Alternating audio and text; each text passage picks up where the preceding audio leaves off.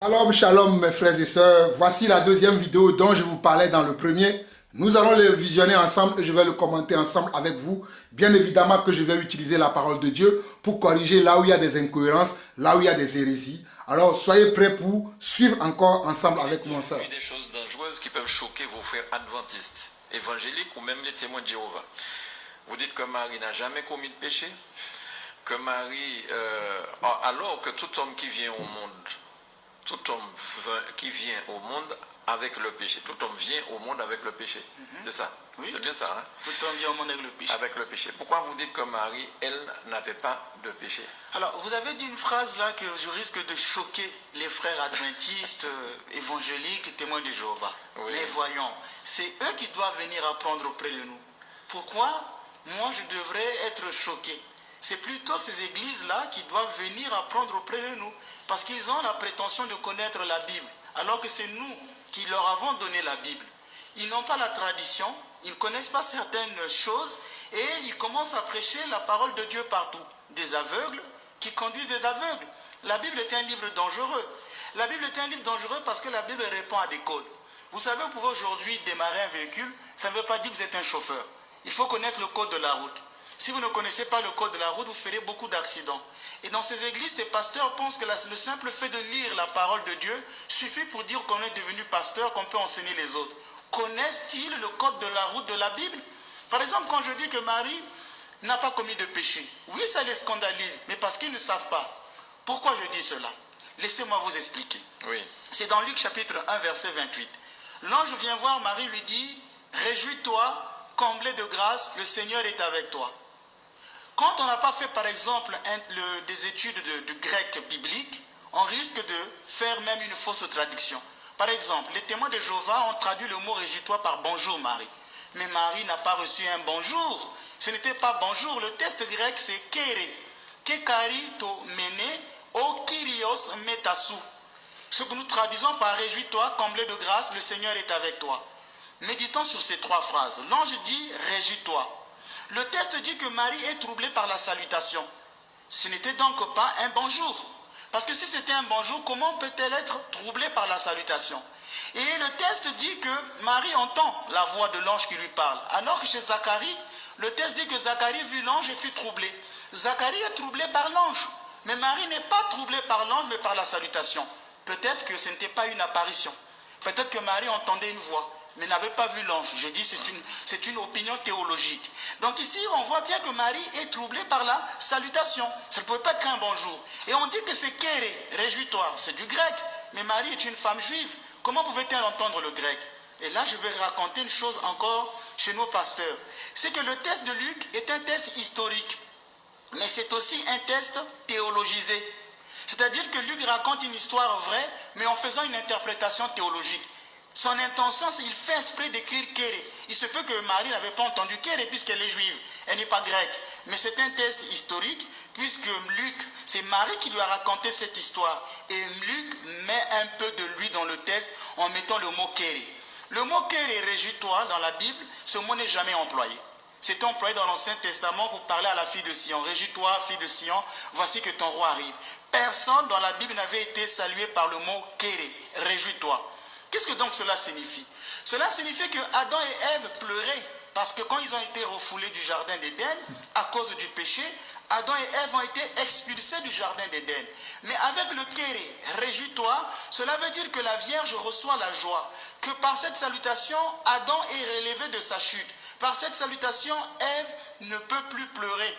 Marie personnifie ici la nouvelle Ève qui reçoit la salutation pour dire désormais toi, tu es dans le jardin de la grâce. Donc ce réjouis-toi, ce kéré, exprime que Marie est dans le jardin de la grâce, que par elle, l'homme est relevé de sa chute, que par elle, Ève ne peut plus pleurer, que par Marie, la création entière reçoit la joie. Mais quelle est cette joie si ce n'est pas être libéré du péché? Puisque là, le salut est antérieur au péché. Au début de la création, l'homme et la femme marchent nus. Ils sont là en contact avec Dieu. Chaque soir, Dieu venait à la rencontre de l'homme. C'est le péché qui crée une rupture ontologique entre... Mes chers frères et sœurs à travers le monde, il faut que j'aille pas à pas parce que le monsieur, il va dans tous les sens. Seigneur, aide-moi.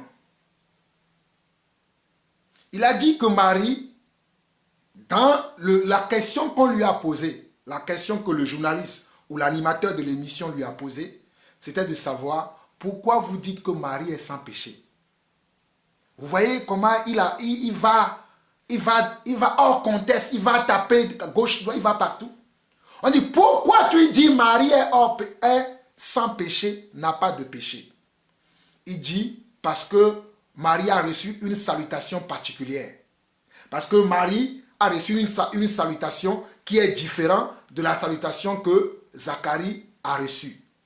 Après avoir insulté les autres prédicateurs, après avoir dit que les autres prédicateurs ne savent rien, que ce sont eux qui doivent nous donner l'enseignement pour que nous puissions savoir comment nous devons marcher dans la foi. Mais ce monsieur a de sérieux problèmes. Hein. Lui-même, il ne se rend pas compte qu'il a de sérieux problèmes. Je vais vous lire un passage. Hein? Noé a reçu la grâce. Noé aussi a reçu la grâce. Mais est-ce que le fait que Noé a reçu la grâce fait de lui un homme qui n'a pas de péché? Le mot grâce veut dire quoi? Le mot grâce même. Le mot grâce. Je peux utiliser les termes grecs. Hein, je connais, mais je ne veux pas utiliser. Je vous assure, je connais les termes grecs. Le mot grâce là, je sais ce que ça veut dire en grec. Mais ce n'est pas pour vous appâter, pour vous dire que je connais les termes grecs. Je vous dis, j'ai fait 3 ans de théologie, d'école biblique. Je connais ces choses parce qu'on nous a enseigné ces choses comme on l'a enseigné à lui aussi. La chose que lui n'a pas reçue, c'est qu'il n'a pas l'esprit pour comprendre les Écritures. Nous avons l'esprit pour comprendre. Donc, le mot grâce, tout simplement veut dire un don immérité. Une faveur imméritée. C'est ce que cela veut dire, grâce. Grâce veut dire faveur imméritée. Grâce veut dire don immérité. Inestimable même. On te fait une faveur. C'est une faveur qu'on t'accorde. C'est ça le mot grâce. C'est ça la signification. Donc Marie était bien pécheresse comme nous tous. Je dis bien, Marie était une pécheresse comme nous tous. Marie est née d'une femme et d'un homme comme nous. Toute personne qui naît sur cette terre naît en héritant le péché d'Adam et Ève. Paul le dit. Regardons ça rapidement. Ne laissons pas les gens nous venir raconter n'importe quoi parce que soi-disant, ils ont fait des écoles théologiques, soi-disant, ils ont reçu plus que nous. Non, nous avons reçu l'enseignement par ceux qui ont été des témoins oculaires. Les témoins oculaires nous ont enseigné. Je l'ai dit dans la première partie, que les témoins oculaires nous ont enseigné. Dans Romains chapitre 3, le verset 9 au verset 12, il est écrit ceci. Quoi donc? Sommes-nous plus excellents? Quoi donc? Sommes-nous plus excellents? Est-ce que Marie est-elle plus excellente? Absolument pas. Marie n'est pas plus excellente. Je respecte ma sœur Marie, que je verrai au ciel, parce que Marie n'a jamais voulu qu'elle soit traitée aujourd'hui comme elle est traitée. Mais ce sont les hommes qui ont fait d'elle. Ce sont les hommes qui ont fait d'elle une religion aujourd'hui. Qui ont fait d'elle maintenant une image à adorer. Marie elle-même était une femme soumise, une femme qui respectait la parole de Dieu. Alors ma soeur Marie, nous verrons au ciel. Mais ce monsieur-là, lui se trompe. Il faut qu'il écoute cette vidéo. Montrez-lui ça. Et s'il veut qu'il m'invite, il prend sa Bible, je prends ma Bible. Il va fuir. Il prend sa Bible, je prends ma Bible. Vous voyez qu'il est seul là-bas pour dire n'importe quoi. Il faut qu'il m'invite. On va s'asseoir, il prend sa Bible, je vais prendre ma Bible. Il dit, on lui donne 5 minutes. Il parle, on me donne 5 minutes, je parle. On lui donne 5 minutes, il parle. On me donne 5 minutes, je parle. À la fin, c'est lui qui fuira. Verset 9, on nous dit, quoi donc? Sommes-nous plus excellents? On nous dit nullement. Car nous avons déjà prouvé que tous, il n'est pas marqué ici à l'exception de Marie. Car on nous dit, car nous avons déjà prouvé que tous, juifs et grecs, sont sous l'empire du péché. Sont sous l'empire du péché veut dire, ont un problème avec le péché, émanent le... Oh, Rabosa, Seigneur, aide-moi. Sont sous l'empire du péché veut dire, sont sous la domination du péché. le péché domine en eux. Le péché domine en eux. Romains 3, verset 9 dit, quoi donc? Sommes-nous plus excellents? Nullement. Car nous avons déjà prouvé que tous, juifs et grecs, sont sous l'empire du péché. Selon qu'il est écrit, nous nous basons sur ce qui est écrit. Nous ne vantons pas, nous ne donnons pas une information particulière parce que soi-disant, nous avons fait une école théologique, nous avons une révélation. Non, la révélation se trouve même dans les Écritures. Il faut juste avoir l'esprit. Il faut juste avoir l'esprit de Dieu pour comprendre les Écritures. Lire les Écritures sans esprit, vous ne comprendrez pas. Mais si vous avez l'esprit, vous comprendrez les Écritures. Je répète encore, quand tu as les Écritures sans l'esprit, tu ne comprends pas. Tu peux dire de n'importe quoi. Mais si tu as l'esprit, tu comprendras ce que tu lis. Alors il est écrit, selon Romains 3, verset 10, selon qu'il est écrit, il n'y a point de juste, pas même un seul. Nul n'est intelligent, nul ne cherche Dieu, tous sont égarés, tous sont pervertis. Marie était une pervertie. Cher monsieur le padré, le curé, je ne sais pas le nom que tu as, mais voilà. Tous sont égarés, tous sont pervertis. Il n'y a aucun qui fasse le bien, pas même un seul. Il n'y a aucun qui fasse le bien, pas même un seul. Nous sommes dans Romains 3 et je vous ai lu le verset 9 au verset 12. Il n'y a même pas un seul. Donc où était Marie lorsque Paul écrivait ceci? Marie était encore sur terre. Parce que Marie était dans la chambre haute. Où les enfants de Dieu, alléluia, les disciples ont reçu le Saint-Esprit. Marie était là. Paul a vu Marie. Si, oh alléluia. Pourquoi Marie n'a pas dit à Paul, Paul, arrête ce que tu écris là. Hey, moi, j'étais une exception. J'étais une exception par Dieu. Bande de menteurs, bande de malfrats, bande de voleurs. Vous pouvez pas voler la gloire de Dieu. Dieu a dit qu'il n'y a pas un seul qui soit juste. Voilà pourquoi Dieu a dit à Marie que tu as obtenu une grâce. Elle n'est pas juste, mais Dieu lui fait la grâce. Comme Noé à son époque a reçu la grâce. Comme Abraham à son époque a reçu la grâce. Noé non plus n'était pas juste. Mais c'est Dieu qui lui a accordé sa grâce. Comme Marie n'était pas juste, sainte, mais c'est Dieu qui lui a accordé la grâce. Nous allons voir la prière et nous allons voir le message de l'ange plus tard. Mais revenons et écoutons encore ce monsieur qui se croit être érudit, mais qui ne raconte que des âneries. Je répète encore, il ne raconte que des âneries. Je vais reculer un peu. Et donc, par le réjouitoire, Dieu veut exprimer une histoire vraie, mais en faisant une interprétation théologique. Son intention, c'est qu'il fait exprès d'écrire Kéré. Il se peut que Marie n'avait pas entendu Kéré puisqu'elle est juive. Elle n'est pas grecque. Mais c'est un texte historique puisque Luc, c'est Marie qui lui a raconté cette histoire. Et Luc met un peu de lui dans le texte en mettant le mot Kéré. Le mot Kéré, réjouis-toi, dans la Bible, ce mot n'est jamais employé. C'est employé dans l'Ancien Testament pour parler à la fille de Sion. Réjouis-toi, fille de Sion, voici que ton roi arrive. Personne dans la Bible n'avait été salué par le mot Kéré, réjouis-toi. Qu'est-ce que donc cela signifie? Cela signifie que Adam et Ève pleuraient parce que quand ils ont été refoulés du jardin d'Éden à cause du péché, Adam et Ève ont été expulsés du jardin d'Éden. Mais avec le Kéré, réjouis-toi, cela veut dire que la Vierge reçoit la joie, que par cette salutation, Adam est relevé de sa chute. Par cette salutation, Ève ne peut plus pleurer. Marie personnifie ici la nouvelle Ève qui reçoit la salutation pour Dieu. Désormais, toi, tu es dans le jardin de la grâce. Donc, ce réjouis-toi, ce Kéré, exprime que Marie est dans le jardin de la grâce, que par elle, l'homme est relevé de sa chute, que par elle, Ève ne peut plus pleurer, que par Marie, la création entière reçoit la joie. Mais quelle est cette joie si ce n'est pas être libéré du péché? Puisque là, le salut est antérieur au péché. Au début de la création, l'homme et la femme marchent nus. Ils sont là en contact avec Dieu. Chaque soir, Dieu venait à la rencontre de l'homme.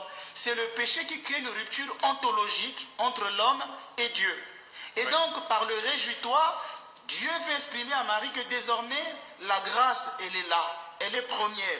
Donc, comme c'est pourquoi disait saint André de Crète, c'est un père de l'Église. Et là, c'est pourquoi j'invite les pères, les protestants à ne pas lire que la Bible, à lire aussi les pères de l'Église. Les saint André de Crète disait, réjouis-toi, toi l'instrument de la joie par laquelle a été ôtée la punition de la malédiction qui était le fruit de la transgression d'Adam et Ève. Et au lieu de la malédiction qui était le fruit de la transgression d'Adam et Ève, l'homme a reçu le droit à la joie et au bonheur auprès de Dieu. C'est pourquoi Marie est troublée par la salutation. Ce n'était pas un bonjour comme l'écrit les Bibles de témoins de Jéhovah. L'ange va rajouter, il va dire à Marie, comblée de grâce. Réjouis-toi Marie, comblée de grâce. Certains en Bible ont dit, réjouis-toi toi en qui une faveur a été faite. Évitez de tromper les gens. Repartez vers les textes originels et les textes originaux. À cesser de tromper les gens. Ce n'était pas toi qui a reçu une faveur. C'était comblé de grâce. Et Marie dans la Bible est la seule femme à recevoir ce titre de comblé de grâce. C'est la seule femme. Vous qui aimez prêcher sur Sarah, qui aimez prêcher sur Ruth, les femmes de l'Ancien Testament, mais relisez la Bible dans toute sa plénitude. Personne n'avait été salué par le terme comblé de grâce. Et encore, c'est un archange qui le dit. C'est un archange, c'est pas n'importe quel ange, c'est l'ange Gabriel qui lui dit, mais toi tu es comblé de grâce. Aucune femme n'avait été saluée par cette salutation. Que signifie le mot comblé de grâce? Dans le grec, c'est kekaritomène. C'est une traduction, c'est un verbe qui vient du karitou, qui a donné charisme. C'est un passif grec qui veut montrer qu'en toi, il y a quelque chose de stable. Dernièrement, je vous disais, si je dis, il est en train de mourir, c'est une action qui se fait. Il est mort, l'action est définitive. Et donc c'est un passif qui montre qu'en Marie, il y a quelque chose de permanent, comblé de grâce. En d'autres termes, sans péché. Tu es sans péché. Cette salutation montre que Marie est gratifiée d'une grâce permanente et stable. Or, quelle est cette grâce qui ne viserait pas la libération du péché? Marie est donc la première rachetée, en prévision des... Vous avez vu? Vous avez vu l'hérésie de ce monsieur? Waouh, quelle hérésie! Donc le fait que l'ange est venu dire à Marie, vous êtes comblée de grâce, ça fait d'elle la première rachetée. Quel mensonge, quel blasphème, quelle hérésie. Car tous sans péché sont privés de la gloire de Dieu. Car tous sont péché. Voilà ce que les Écritures disent. Car tous ont péché et sont privés de la gloire de Dieu. Voilà ce que nous, les Écritures nous disent. On n'a pas dit qu'à tous ont péché à l'exception de Marie. L'Écriture n'a pas dit qu'à tous ont péché à l'exception de Marie. Hé, Padre, écoute-moi très bien. Tu écoutes le serviteur Jean-Paul Lawson. Voilà. Car l'Écriture a dit qu'à tous ont péché et sont privés de la gloire de Dieu. Ne venez pas raconter vos histoires. Et en plus, tu as dit que voilà pourquoi tu conseilles aux protestants et tous les autres entités qui doivent lire les pères de l'Église et qui doivent lire le père Saint-André de Thorez ou de Thomès, je ne sais pas ce que tu as dit là. Donc le père Saint-André de Thomès, il est plus grand que l'apôtre Paul. Ton père Saint-André de Thomès là ou de Thorez, il est plus grand que l'apôtre Paul. Il est plus grand que l'apôtre Pierre. Il est plus grand que l'apôtre Jean. Il est plus grand que Étienne. Ceux qui ont été des témoins, qui ont vécu dans la parole, qui ont vécu avec l'Esprit de Dieu. Toi, pour toi, nous devons aller écouter le Père Saint-André de Thomès ou de Thorez. Bande d'incrédules. Bande d'incrédules. Nous écoutons ce que les pères de l'Église ont dit. Les pères de l'Église, ce n'est pas le Père Saint-André de Thorez que tu as donné là. Que tu as nommé tout à l'heure. Les pères de l'Église, ce ne sont pas ces messieurs-là. Ce sont les gens comme Pierre, les gens comme Paul, les gens comme Jean, les gens comme Étienne, les gens comme Jude, les gens comme Jacques. Ce sont eux qui sont les pères de l'Église. Ce sont eux que nous écoutons. N'importe quoi. Bande d'incrédules. Je vais revenir. Écoutons encore un peu. Je vais reculer un peu. Et je vais laisser jusqu'à la fin et je vais commenter maintenant.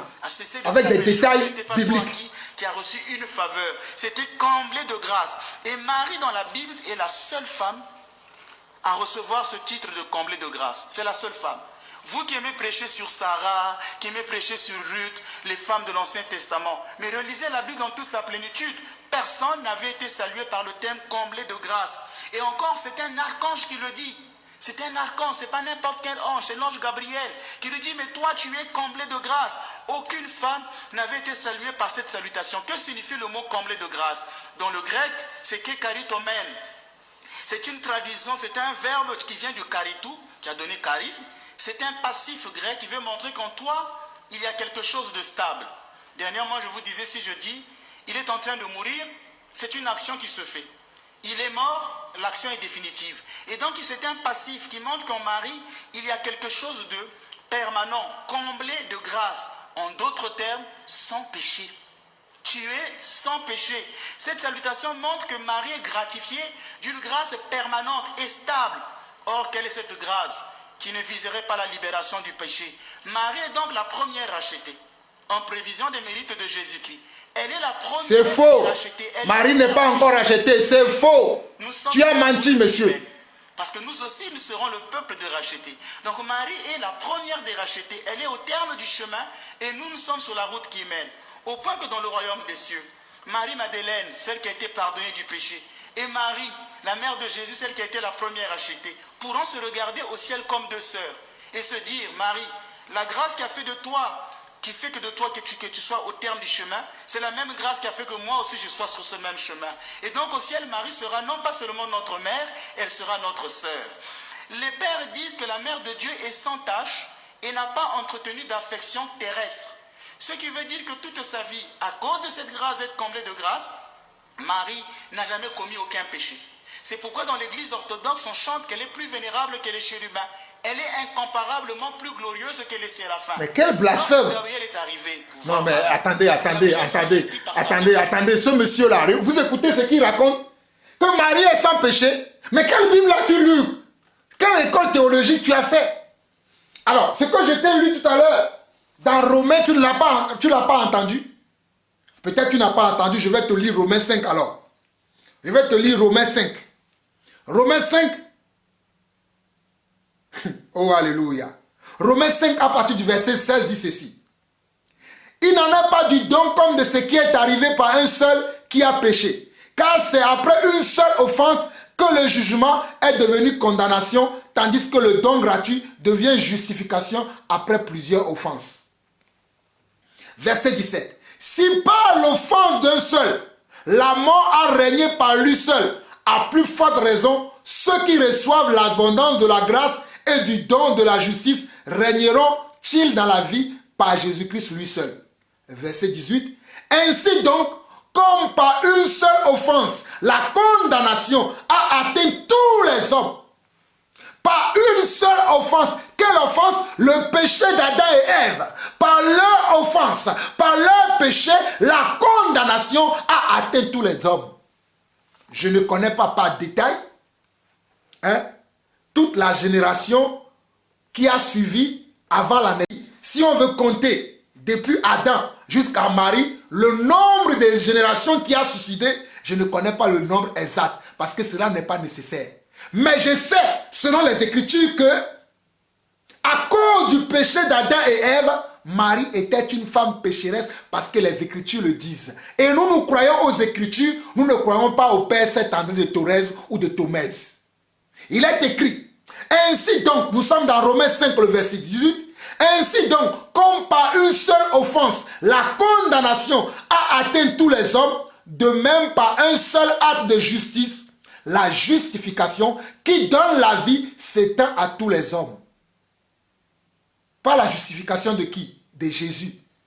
C'est Jésus qui justifie. Je continue au verset 19. Car, comme par la désobéissance d'un seul, beaucoup ont été rendus pécheurs. Romains 5, verset 19. Car, comme par la désobéissance d'un seul homme, beaucoup ont été rendus pécheurs. Par la désobéissance d'un seul homme. Quel homme? Adam et Ève, alléluia. Comme par la désobéissance d'Adam et Ève, le péché a atteint le monde entier. En d'autres termes, c'est ce que nous pouvons dire.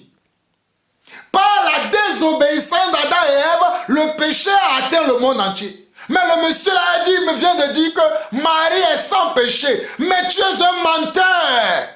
Tu mens la lumière lumière du jour comme ça, n'as-tu pas honte? L'animateur devait te fermer la bouche, mais moi je te ferme la bouche aujourd'hui au nom de Jésus-Christ. Je te ferme la bouche. Tu es un menteur. Marie est une femme pécheresse. Qu'est-ce que tu racontes? Des hérésies comme ça. Il est écrit dans Romains 5, le verset 19, car comme par la désobéissance d'un seul homme, beaucoup ont été rendus pécheurs, de même par l'obéissance d'un seul, beaucoup seront rendus justes. Par l'obéissance de qui? De Jésus. C'est Jésus qui a été obéissance. Il a été obéissant jusqu'à la mort de la croix. Et c'est par son obéissance que nous devenons justes. C'est Jésus qui justifie. C'est Jésus qui justifie. C'est Yeshua le Mashiach qui justifie. Voilà pourquoi Romains 5, verset 19 dit, or, comme par la désobéissance d'un seul homme, beaucoup ont été rendus pécheurs, de même par l'obéissance d'un seul, beaucoup seront rendus justes. Non, Marie a été rendue juste parce qu'il a cru au Seigneur Yeshua le Messie. Voilà pourquoi je te révèle, toi, homme de Dieu, qui se dit homme de Dieu mais qui ne connaissent pas les Écritures, que Marie a cru à Jésus-Christ de Nazareth. C'est ça qui l'a rendu juste. Mais ce n'est pas parce qu'il a obtenu la grâce pour enfanter le Seigneur. Ce n'est pas parce qu'il a obtenu la grâce pour enfanter le Seigneur qu'elle a été juste. Non, c'est parce que plus tard, elle-même, elle a cru au Seigneur. Et c'est ça qui l'a rendu juste. C'est ça qui a rendu juste Marie. Alors ne viens pas nous dire n'importe quoi. Ne viens pas raconter des âneries ici parce qu'il y a des gens qui ne connaissent pas les Écritures. Tu me trouveras sur ton chemin, moi Jean-Paul Lawson. Non, je ne peux pas vivre au même temps que toi et te laisser dire de n'importe quoi sur les chaînes de télévision. Non, non, non, monsieur, tu te trompes. Tu te trompes. Et tu te trompes très gravement. Ce que tu as dit est un blasphème contre le Seigneur. Que Marie est sans péché. C'est dans quelle Bible tu as lu ça? Comment tu peux dire une telle ânerie, une telle bêtise aux yeux de tout le monde? Et je vois les gens sont là à applaudir. Moi, je te dis que tu as commis un blasphème contre le Seigneur. Marie est sans péché. Même Paul, qui était un grand blasphémateur, n'a pas commis de tels péchés comme toi. Paul, qui était un grand blasphémateur, n'était pas là pour faire des choses comme toi. Toi, tu as, waouh, quel péché, que le Seigneur ait pitié de ton âme, que le Seigneur ait pitié de toi. Monsieur, tu ne connais pas les Écritures. Allez, ou bien c'est moi. Bon, écoutez jusqu'à la fin, et je vais venir sur la salutation de l'ange pour vous expliquer encore davantage. Je vais vous laisser suivre jusqu'à la fin et je vais revenir. Suivez. Qui est plus belle que nous. Marie, elle est comblée de grâce. Elle a une grâce, une beauté qui fait qu'elle soit au-dessus des anges. Non pas par nature, mais par grâce. On aurait dit que Gabriel en fut jaloux. Bon, c'est une expression parce que les anges n'ont pas de désir. Depuis la chute des anges dans le ciel, les anges n'ont plus de désir. Donc ils ne peuvent plus avoir des désirs de haine ou de jalousie. C'est une manière de dire un peu l'étonnement de Gabriel. Voyant cette beauté, dit, mais elle est comme la première Ève. Marie totalement éclatante de lumière, elle est sans péché. C'est pourquoi l'église orthodoxe l'appelle la Panagia, la très sainte, la toute sainte. Elle est immaculée, sans corruption. Elle est en Krantos et pense qu'elle n'a jamais commis de péché actuel. Elle est donc appelée selon cette suprématie. Marie a une suprématie de sainteté par rapport aux saints et par rapport aux anges. Et c'est pourquoi dans le Cantique des Cantiques, Salomon disait que tu es belle, mon ami, que tu es belle. En toi, il n'y a point de tache. Cette parole déjà annonce celle qui sera sans tache, celle qui sera immaculée. Donc les gens qui disent Marie est une femme comme nous, eh bien là, ces gens-là se sont vraiment trompés. C'est toi qui te trompes. C'est toi qui te trompes, monsieur. Donc régis-toi, comblé de grâce, le Seigneur est avec toi. Cette troisième phrase, c'est O Kyrios metasu. Ce n'est pas un souhait. Comme quand on dit le Seigneur soit avec vous. Je souhaite que le Seigneur soit avec vous. Mais ici, il s'agit d'une révélation. Que Marie ne peut pas se cacher devant Dieu comme Ève. Ève, dans le premier jardin, se cachait. L'homme, où es-tu? J'ai entendu ta voix, j'ai su que tu étais nu, c'est pourquoi je me suis caché. Mais qui t'a dit que tu étais nu? Pourquoi te caches-tu? Marie ne peut pas se cacher devant Dieu parce que le Seigneur est toujours avec elle. Le Seigneur a toujours été avec elle. Et Genèse 2, verset 25 dira, or tous deux étaient nus, l'homme et sa femme, ils n'avaient pas honte l'un et l'autre. Quand Adam regardait sa femme dans toute cette nudité, il n'y avait pas le sentiment de honte. Cela veut dire que les deux marchaient nus sans distance. Ici, on peut dire que cette phrase de le Seigneur est avec toi, c'est une réminiscence du jardin d'Éden. Réminiscence du jardin d'Éden, pourquoi? Mais bien que Marie, toi aussi tu peux marcher nu. C'est une métaphore. Parce que tu... Alors, vous dites qu'aujourd'hui, vous avez entendu? Vraiment, c'est déplorable. Vous voyez comment ce monsieur déchiquette la parole. Ce monsieur tord les sangs des Écritures. Ce monsieur dit des choses qui sont intolérables, qui sont incompréhensibles. Vraiment, c'est déplorable. Hein? C'est très déplorable, c'est très grave ce que ce monsieur est en train de dire. Je ne sais pas si vous imaginez un peu. Dans la Bible, si nous voyons Luc chapitre 1, ce même passage se trouve dans le livre de Matthieu, de Marc, mais je vais prendre Luc, parce qu'il parlait beaucoup de Luc lui aussi. Et c'est l'évangile de Luc qu'il est en train de commenter. Donc moi aussi je vais prendre Luc. Si nous prenons Luc chapitre 1 à partir du 26e verset, la prière qu'il est en train de déchiqueter, qu'il est en train de donner un autre sens au message qu'eux ils ont transformé dans l'église catholique, qui a une branche qui est l'église orthodoxe, où c'est devenu une prière. Regardez ce que la Bible dit, la parole de Dieu dit. Nous sommes dans Luc 1 à partir du verset 26, il dit ceci. Au 6e mois, l'ange Gabriel fut envoyé par Dieu dans une ville de Galilée appelée Nazareth, auprès d'une vierge fiancée à un homme de la maison de David nommé Joseph. Le nom de la vierge était Marie. Ok. L'ange entra chez elle et dit, je te salue, toi à qui une grâce a été faite. Je te salue, toi à qui une grâce a été faite. Je te salue, toi à qui une grâce a été faite. Je confirme ici que Marie n'est pas la seule femme qui a reçu la grâce de Dieu. Noé a reçu la grâce de Dieu.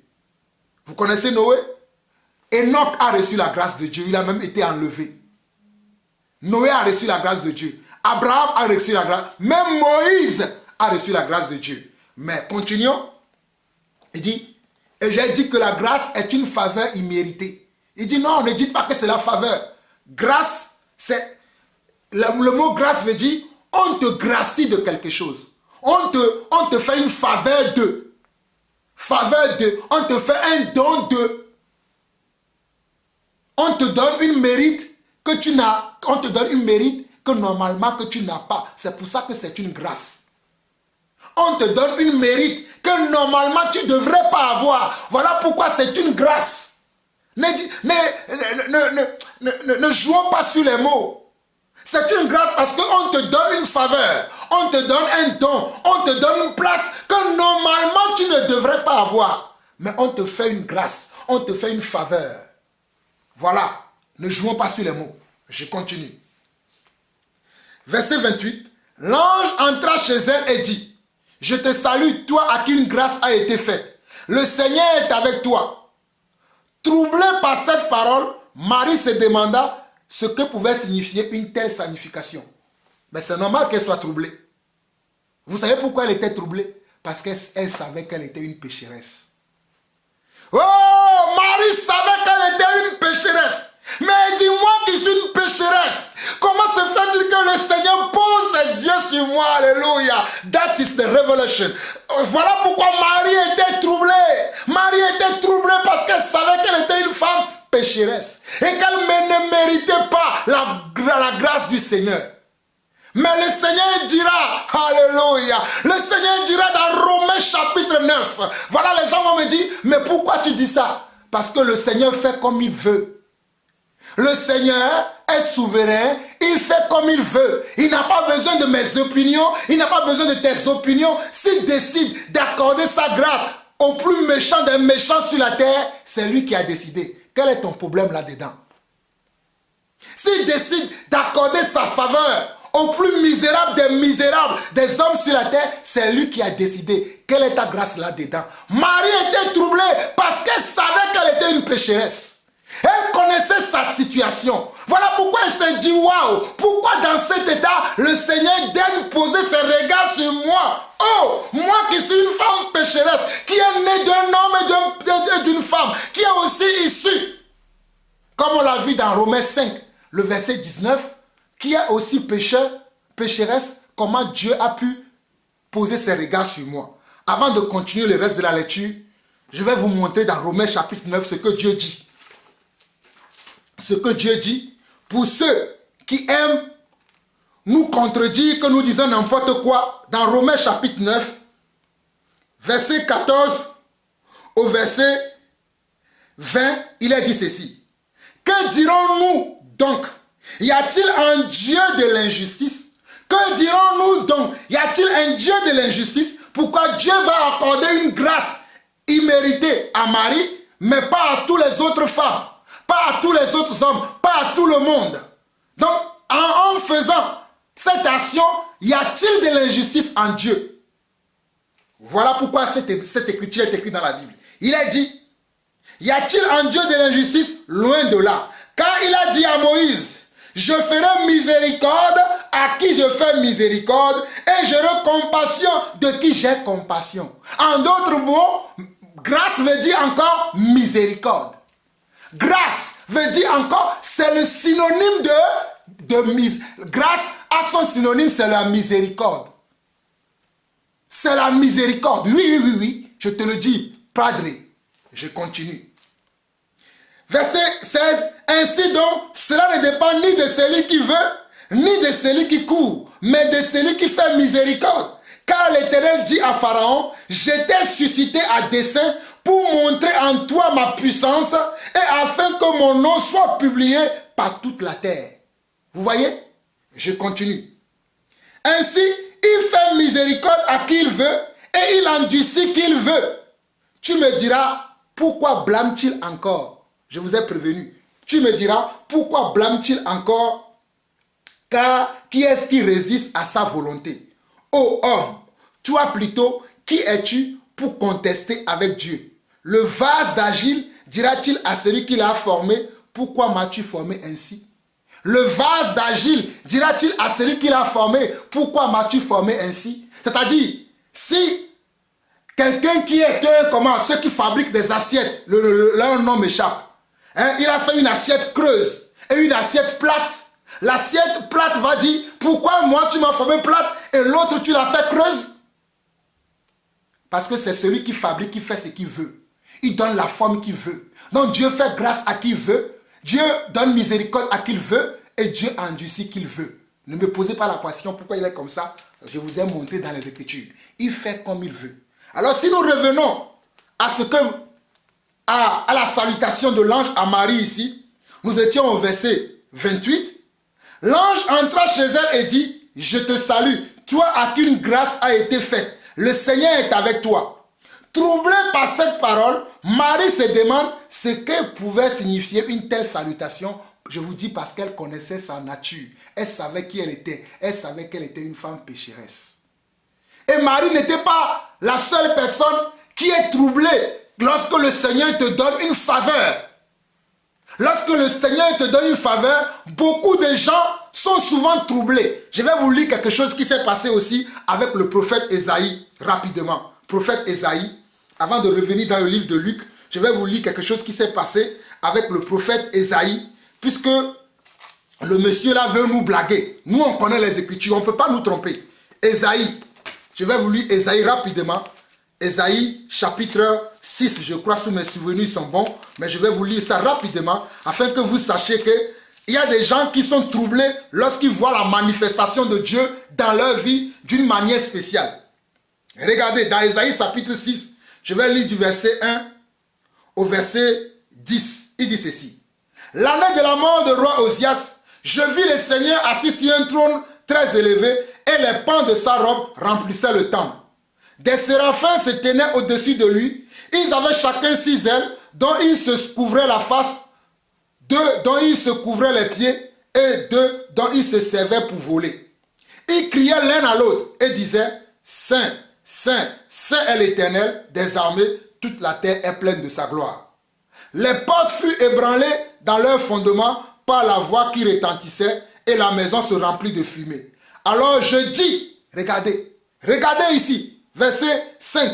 Alors je dis, malheur à moi, je suis perdu, car je suis un homme dont les lèvres sont impures.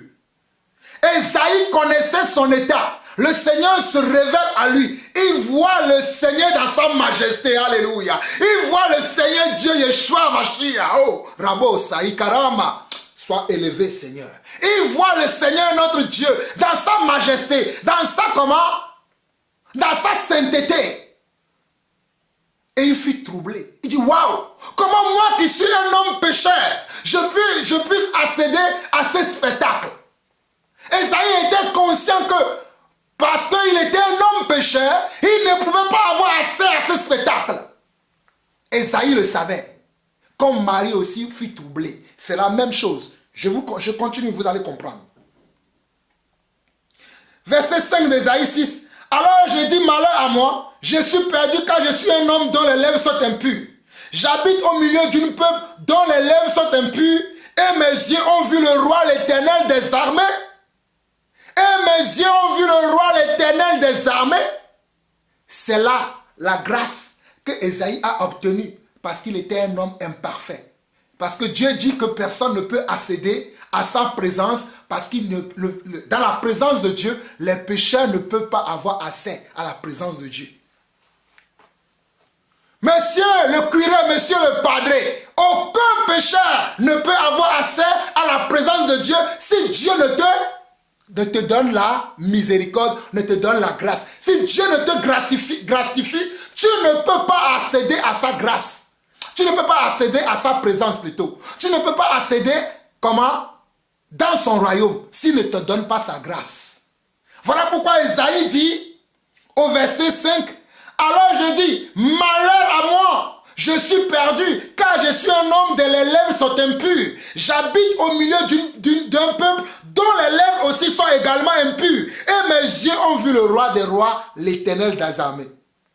Mais regardez la suite de ce que Esaïe nous révèle. Mais l'un des séraphins vola vers moi à la main une pierre ardente qu'il avait prise sur l'autel avec les pincettes. Et il en toucha ma bouche et dit, ceci a touché tes lèvres, ton iniquité est enlevée et ton péché est expié. Harabosha.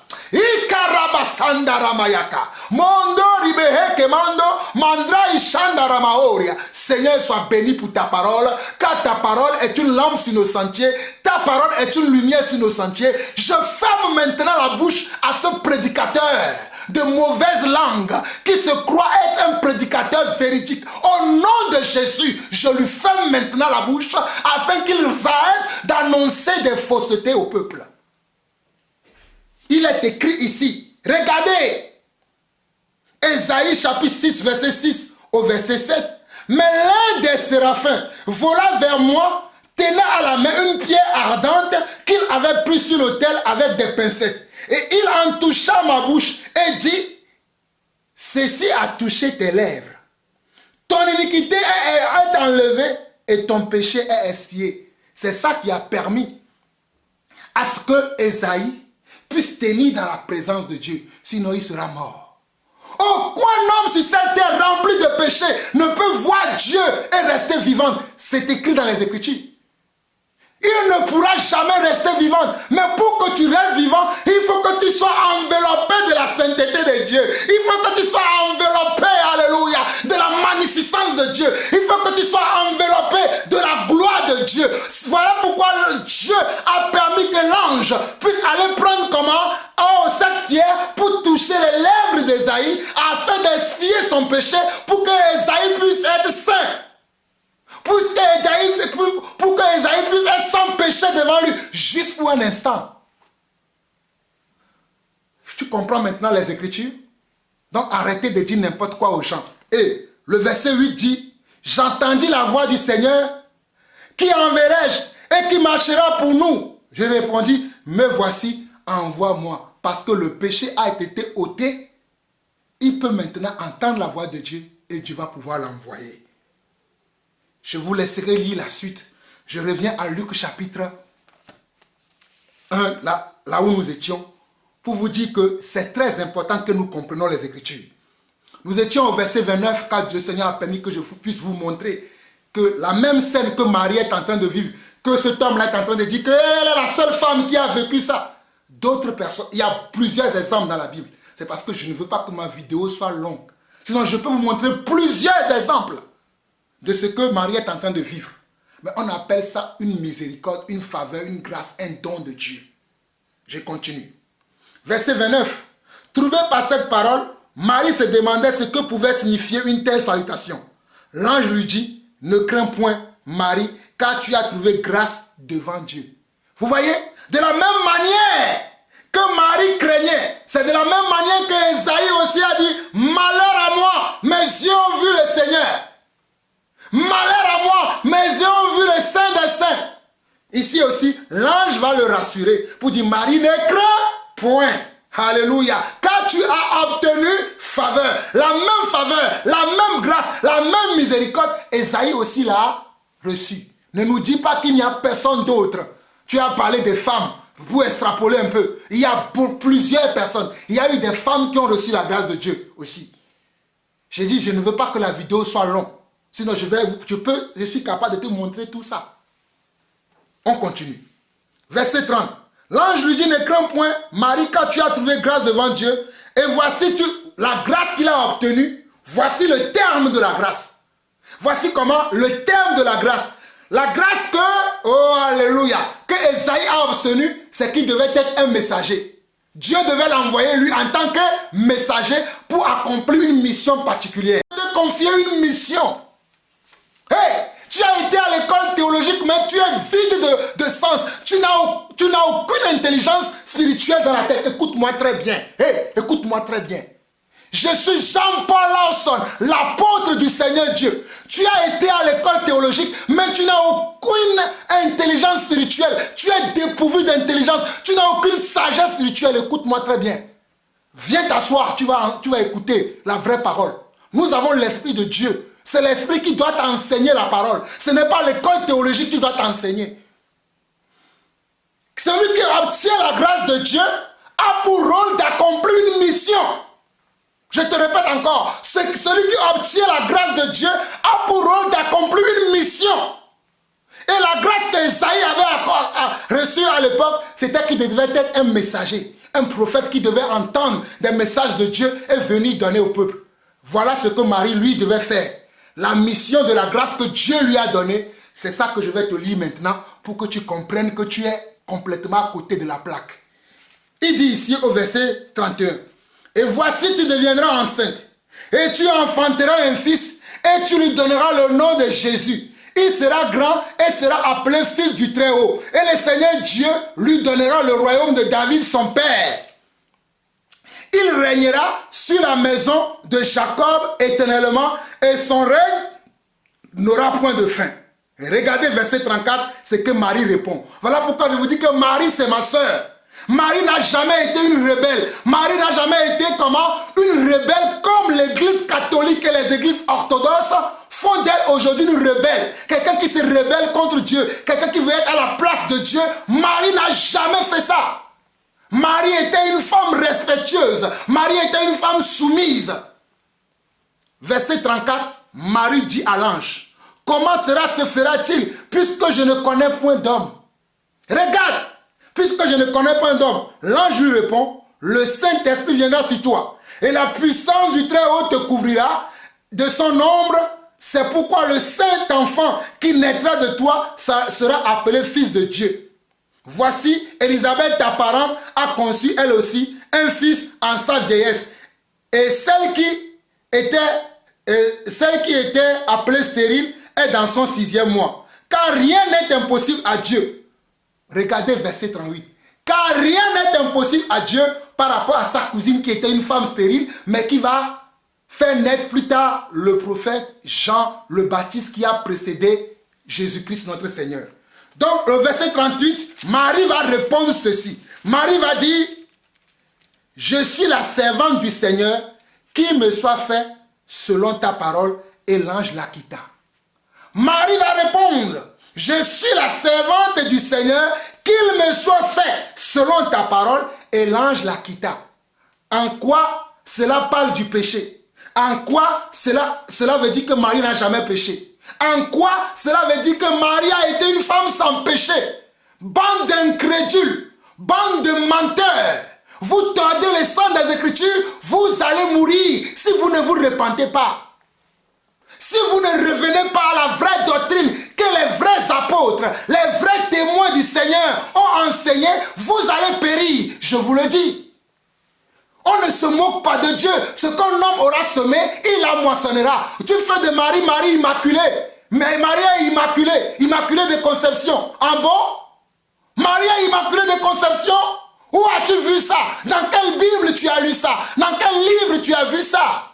Mes frères, je vais vous jouer la dernière partie de sa vidéo et je vais conclure. Hein? Vous voyez comment ces hommes disent n'importe quoi? Vous dites Écoutez. que Marie n'a jamais commis de péché? Que Marie, alors que tout homme qui vient au monde, tout homme qui vient au monde avec le péché, tout homme vient au monde avec le péché, c'est ça? Oui. C'est bien ça, hein? Tout homme vient au monde avec le péché. Avec le péché. Pourquoi vous dites que Marie, elle, n'avait pas de péché? Alors, vous avez dit une phrase là que je risque de choquer les frères adventistes, évangéliques, témoins de Jéhovah. Oui. Mais voyons, c'est eux qui doivent venir apprendre auprès de nous. Pourquoi moi je devrais être choqué? C'est plutôt ces églises-là qui doivent venir apprendre auprès de nous. Parce qu'ils ont la prétention de connaître la Bible. Alors que c'est nous qui leur avons donné la Bible. Ils n'ont pas la Blasphème. tradition. Ils ne connaissent pas certaines choses. Tautologie, et ils commencent à blasphème. prêcher la parole de Dieu partout. Des aveugles qui conduisent des aveugles. C'est toi qui es l'aveugle. La Bible est un livre dangereux. La Bible est un livre dangereux parce que la Bible répond à des codes. Vous savez, vous pouvez aujourd'hui démarrer un véhicule. Ça ne veut pas dire que vous êtes un chauffeur. Il faut connaître le code de la route. Ça, c'est Si vrai. vous ne connaissez pas le code de la route, vous ferez beaucoup d'accidents. Le code de la Bible, c'est le Saint-Esprit. Ce n'est pas l'école théologique. De lire la parole de Dieu suffit pour dire qu'on est devenu pasteur, qu'on peut enseigner les autres. Je suis d'accord avec toi, mais il faut recevoir l'Esprit de Dieu. As-tu l'Esprit de Dieu? Que Marie n'a pas commis de péché. Oui, ça les scandalise, mais parce qu'ils ne savent pas. Pourquoi je dis cela? Ah oui, dis, explique-nous. Suivez vous-même maintenant. Chapitre 1, verset 28. L'ange vient voir Marie, lui dit, réjouis-toi, comblée de grâce, le Seigneur est avec toi. N'importe quoi. Quand on n'a pas fait, par exemple, des études de grec biblique, on Voilà. risque de faire... Il vient épater les gens parce que tu as fait les études de grec. Bonjour Marie. N'importe Il quoi. n'a pas reçu un bonjour. Ce n'était pas bonjour. Le texte grec, c'est kere. Kekari to mene o kyrios metasu. Ce que nous traduisons par réjouis-toi, comblé de grâce, le Seigneur est avec toi. Méditons sur ces trois phrases. L'ange dit réjouis-toi. Le texte dit que Marie est troublée par la salutation. Ce n'était donc pas un bonjour. Parce que si c'était un bonjour, comment peut-elle être troublée par la salutation? Et le texte dit que Marie entend la voix de l'ange qui lui parle. Alors que chez Zacharie, le texte dit que Zacharie vit l'ange et fut troublé. Zacharie est troublé par l'ange. Mais Marie n'est pas troublée par l'ange, mais par la salutation. Peut-être que ce n'était pas une apparition. Peut-être que Marie entendait une voix, mais n'avait pas vu l'ange. Je dis c'est une opinion théologique. Donc ici, on voit bien que Marie est troublée par la salutation. Ça ne pouvait pas être un bonjour. Et on dit que c'est kéré, réjouis-toi. C'est du grec. Mais Marie est une femme juive. Comment pouvait-elle entendre le grec? Et là, je vais raconter une chose encore chez nos pasteurs. C'est que le texte de Luc est un texte historique. Mais c'est aussi un texte théologisé. C'est-à-dire que Luc raconte une histoire vraie, mais en faisant une interprétation théologique. Son intention, il fait exprès d'écrire kéré. Il se peut que Marie n'avait pas entendu kéré puisqu'elle est juive. Elle n'est pas grecque. Mais c'est un texte historique puisque Luc, c'est Marie qui lui a raconté cette histoire. Et Luc met un peu de lui dans le texte en mettant le mot kéré. Le mot kéré, réjouis-toi, dans la Bible, ce mot n'est jamais employé. C'était employé dans l'Ancien Testament pour parler à la fille de Sion. Réjouis-toi, fille de Sion, voici que ton roi arrive. Personne dans la Bible n'avait été salué par le mot kéré, réjouis-toi. Qu'est-ce que donc cela signifie? Cela signifie que Adam et Ève pleuraient parce que quand ils ont été refoulés du jardin d'Éden, à cause du péché, Adam et Ève ont été expulsés du jardin d'Éden. Mais avec le kéré, réjouis-toi, cela veut dire que la Vierge reçoit la joie, que par cette salutation, Adam est relevé de sa chute. Par cette salutation, Ève ne peut plus pleurer. Marie personnifie ici la nouvelle Ève qui reçoit la salutation pour Dieu. Désormais, toi, tu es dans le jardin de la grâce. C'est faux. C'est faux. Notre nouvelle Ève, c'est Jésus-Christ. Notre nouvel Adam, c'est Jésus-Christ. C'est faux. Lis ta Bible, va lire Romains. Le nouvel Adam, c'est Jésus. Le nouvel Adam, la nouvelle Ève, c'est Jésus-Christ. Ce n'est pas Marie, la nouvelle Ève. Le salut est antérieur au péché. Franchement. Au début de la création, l'homme et la femme marchent nus. Ils sont là en contact avec Dieu. Chaque soir, Dieu venait à la rencontre de l'homme. C'est le péché qui crée une rupture ontologique entre l'homme et Dieu.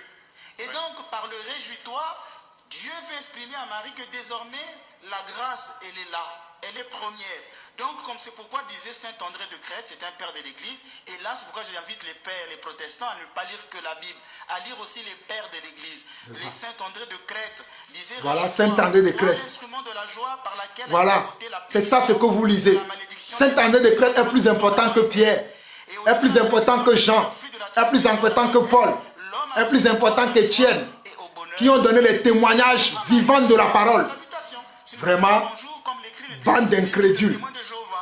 L'ange va rajouter, il va dire à Marie, comblée de grâce. Réjouis-toi Marie, comblée de grâce. Certains en Bible ont dit, réjouis-toi toi en qui une faveur a été faite. Évitez de tromper les gens. Repartez vers les textes originels et les textes originaux. Cessez de tromper les gens. Ce n'était pas toi qui a reçu une faveur. Grâce veut dire faveur. Grâce veut dire compassion. Grâce veut dire comment? Compassion. Compassion imméritée. Miséricorde imméritée. Don immérité. Arrête tes bobards là. Mais relisez la Bible dans toute sa plénitude. Franchement. Personne n'avait été salué par le thème comblé de grâce. Et encore, c'est un archange qui le dit. C'est un archange, c'est pas n'importe quel ange, c'est l'ange Gabriel qui lui dit, mais toi tu es comblé de grâce. Aucune femme n'avait été saluée par cette salutation. Que signifie le mot comblé de grâce? Dans le grec, c'est kekaritomen. C'est une traduction, c'est un verbe qui vient du karitou, qui a donné charisme. C'est un passif grec qui veut montrer qu'en toi, il y a quelque chose de stable. Dernièrement, je vous disais, si je dis, il est en train de mourir, c'est une action qui se fait. Il est mort, l'action est définitive. Et donc, c'est un passif qui montre qu'en Marie, il y a quelque chose de permanent, comblé de grâce. En d'autres termes, sans péché. Tu es sans péché. Cette salutation montre que Marie est gratifiée d'une grâce permanente et stable. Or, quelle est cette grâce qui ne viserait pas la libération du péché? Marie est donc la première rachetée, en prévision des mérites de Jésus-Christ. Elle est la première des rachetées. Elle est au terme du chemin. Et nous sommes sur la route qui y mène. Parce que nous aussi, nous serons le peuple de rachetés. Donc Marie est la première des rachetés. Elle est au terme du chemin et nous sommes sur la route qui y mène.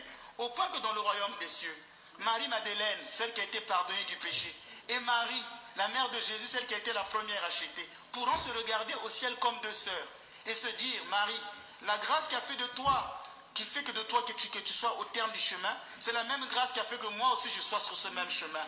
Et donc au ciel, Marie sera non pas seulement notre mère, elle sera notre sœur. Les pères disent que la mère de Dieu est sans tache et n'a pas entretenu d'affection terrestre. Ce qui veut dire que toute sa vie, à cause de cette grâce... Au lieu de croire à la Bible, vous croyez au Père. N'a jamais commis aucun péché. Les pères disent, nous croyons aux apôtres. Les pères disent. Elle est incomparablement plus glorieuse que les séraphins. Lorsque Gabriel est arrivé pour voir Marie, mais Gabriel fut surpris par sa beauté, en disant, mais quelle est cette créature qui est plus belle que nous?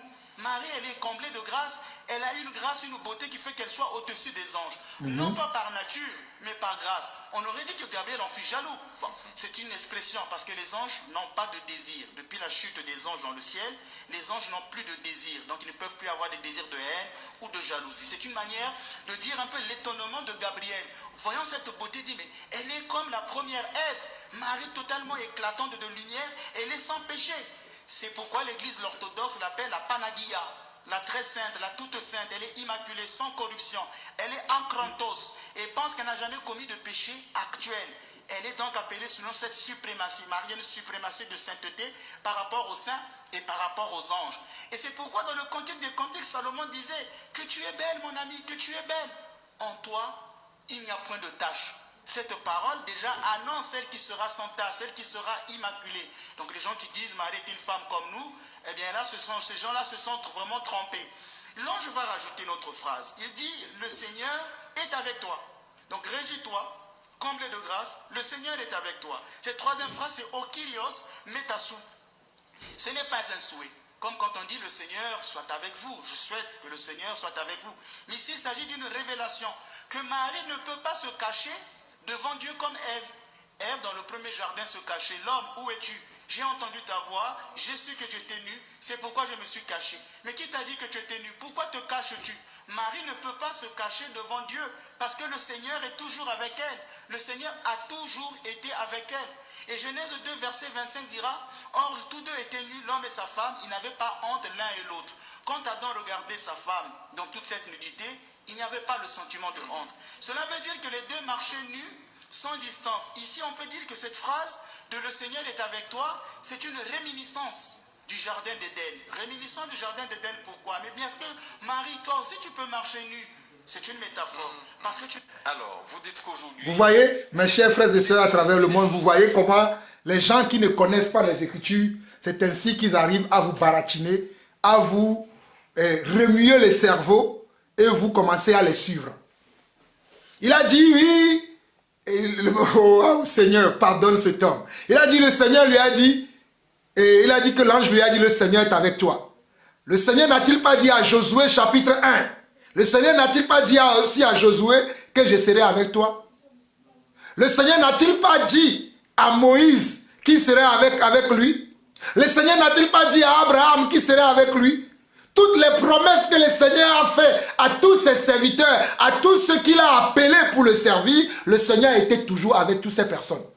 Tous ceux qui ont reçu une grâce de la part de Dieu, tous ceux qui ont reçu une promesse de la part de Dieu, tous ceux qui ont reçu une révélation de la part de Dieu, tous ceux qui ont reçu une mission de la part de Dieu, Dieu a été toujours avec eux. J'ai été assez clair dans cette vidéo, assez longue dans cette vidéo, afin que vous puissiez comprendre, afin que vous puissiez déceler comment ces hommes-là, ces prédicateurs d'aujourd'hui, soi-disant des pères de l'église, regardez, au lieu d'écouter ce que la Bible dit, ils écoutent les pères. Il a dit, Père Ménès de quelque chose là. Au lieu d'écouter ce que la Bible dit là, ce que les premiers chrétiens, les premiers croyants, ceux qui ont été des témoins oculaires, ils ont vu le Seigneur. Les écrits qu'ils ont faits, eux, ils préfèrent suivre les écrits des autres personnes. Ceux qui ont tordu le sang des Écritures pour leur propre ruine, c'est ceux-là qu'ils suivent. Voilà pourquoi quand vous les écoutez, vous n'arrivez pas à grandir spirituellement. Vous n'arrivez pas à avancer. Vous croyez que vous avancez, mais vous n'avancez pas. Les catholiques, je vous plains que le Seigneur vous aide à ce que vous sortez de là. J'étais un grand catholique. Moi que vous voyez Jean-Paul là au son. Si mon père m'a appelé Jean-Paul, il voulait que je sois pape. Voilà pourquoi il m'a donné le prénom Jean-Paul. Parce que mon père désirait que je sois pape. J'ai été élevé dans cette religion. Mais Dieu m'a sorti plus tard. Dieu m'a ouvert les yeux afin que je comprenne les Écritures. Et j'ai compris les Écritures. Voilà pourquoi j'en parle aujourd'hui. Toi qui es encore dans cette religion, toi qui es encore embaratiné, enroulé dans cette religion, ma prière pour toi est que Dieu t'ouvre les yeux et qu'enfin tu sors de là.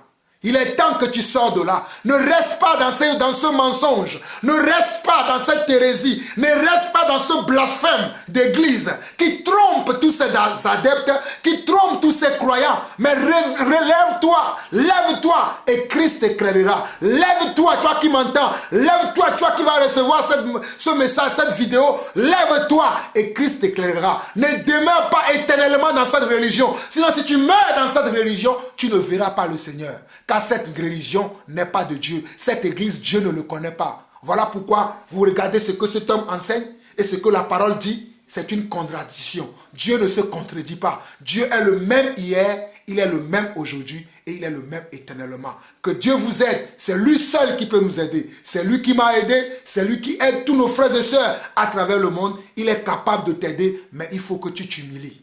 Humilie-toi et Dieu t'ouvrira, Dieu t'éclairera les yeux afin que tu puisses voir la véritable foi et que tu puisses avoir la véritable communion avec Dieu. Il y a une dernière vidéo que je vais entamer tout de suite. Nous arrêtons celle-là ici. Que Dieu vous bénisse. Vous qui me suivez, partagez ces choses. Partagez ces choses car nombreux sont ceux qui ne connaissent pas la vraie parole. Nous vous aimons. Shalom. À tout de suite.